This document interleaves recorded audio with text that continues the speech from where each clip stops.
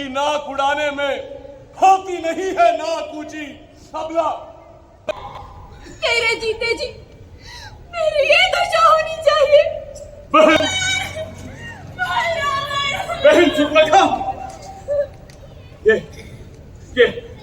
किसने किया? ये किसने किया? ये अरे रावण, तूने तो देश और खजाने की सुधि ही भुला दी।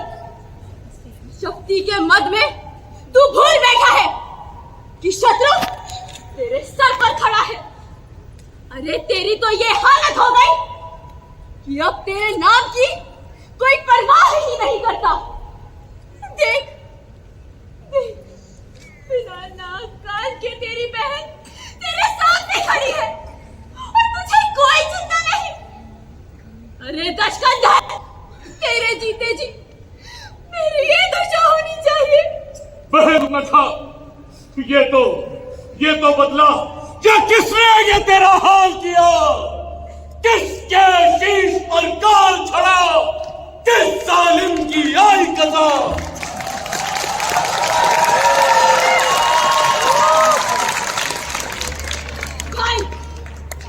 दो लड़के राम और लखन दंडक वन में आए हैं। अपने साथ में एक सुकुमारी भी लाई। वे बाकी हैं और लड़ाके भी। मानो गोया शमशीर उन्हीं की हो।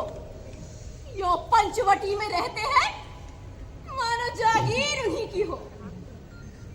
मैं उस ओर निकल पड़ी, उस नारी से मिलना चाहा। इतने में उस छोटे तपसी ने मुझसे कुछ छल करना चाहा। जब मैंने तेरा नाम लिया तो उसने दी गाली, फिर मेरे कान कतर डाले और मेरी नाक काट डाली। मेरी नाक तो गई सो गई, अब अपनी नाक संभालो। जो जग में ऊंची नाक नहीं तो नकटा नाम धरा लो तुम। है मेरी प्यारी बहन, गमनाक हो तुम, लेकिन उनकी भी मैं अब नाक नहीं रखूंगा। भेजा नथनों की राह करूं, मिर्चा का नाम सुने दूंगा।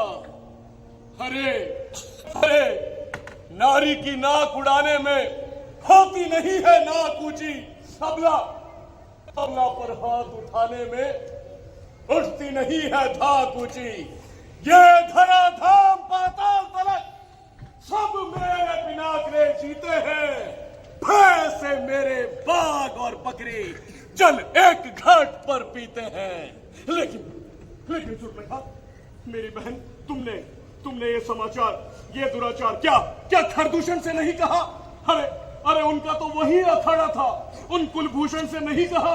भाई, मुझ पर जब हुआ ये दुराचार, पहले उन्हीं पर गई, कहा सब समाचार। वे सेना लेकर गए वहां, अत्यंत घोर संग्राम किया, परंतु उस बड़े तपस्वी ने उन सबका काम तमाम किया। पृथ्वी पर नदी उधेती, लाशों पर लाशें पड़ती थी।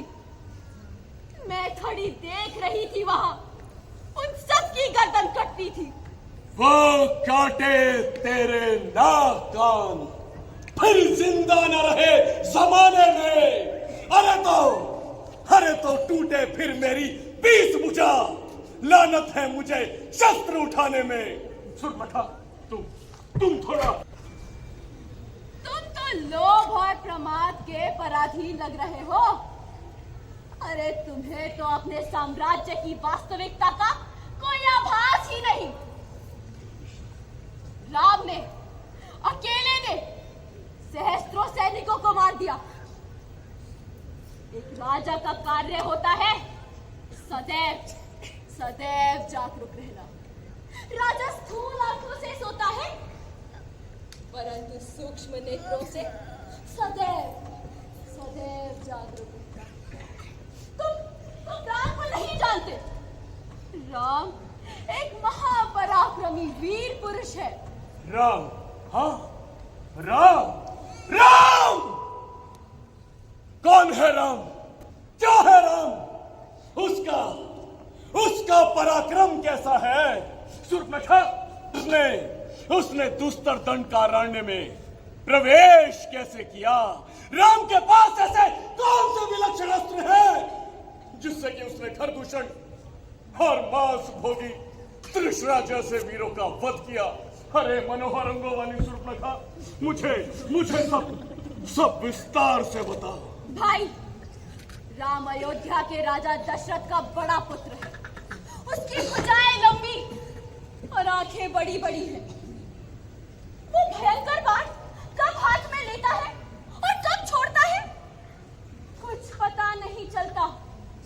उसने अकेले ने सहस्त्रों सैनिकों का वध कर दिया। दंडकारण्य में तारका का वध कर दिया। दंडकारण्य के समस्त राक्षसों की पेट में बाधा से मुक्त करके ऋषियों को अभय दान दे दिया। तो आप समझा मैं सूर्पनखा, ये एक सुनियोजित युद्ध था। यह इन मानव और हम राक्षसों के बीच का युद्ध था। लेकिन सूर्पनखा, हाँ, उनके साथ और कौन कौन था? भाई रावण, उसके साथ उसका छोटा भाई लक्ष्मण, जो अपने बड़े भ्राता के समान ही वीर है। और हाँ, उसके साथ एक स्त्री भी थी। स्त्री? वो उस भयंकर वन में क्या कर रही थी? बड़े बड़े केशों और विशाल नेत्रों वाली सुंदर नारी, जिसका मुख चंद्रमा के समान है, शरीर स्वर्ण की तरह तपता है। उसकी आंखें बड़ी बड़ी हैं, उसके सारे अंग सुडौल हैं। मैंने देवताओं, यक्षों, किन्नरों और गंधर्वों तक में इतनी सुंदर स्त्री कभी नहीं देखी। भाई, उसका नाम सीता है। सीता इस समस्त भूमंडल की सबसे सुंदर नारी है और तुम्हारी भार्या बनने योग्य भी है।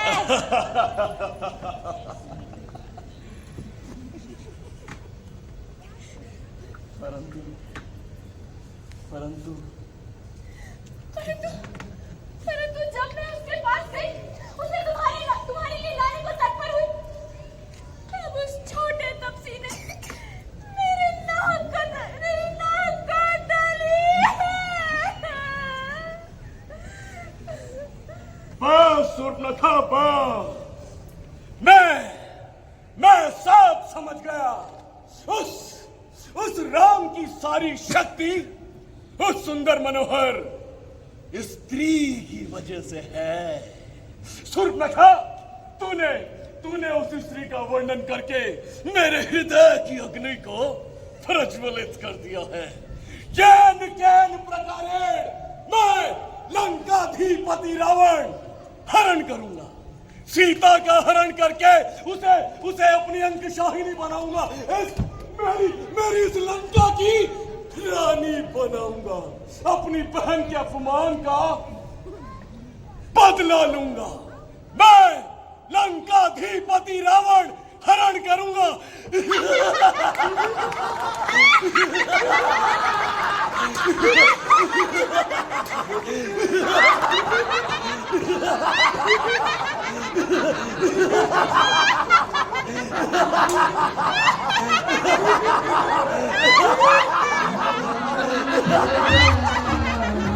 सीता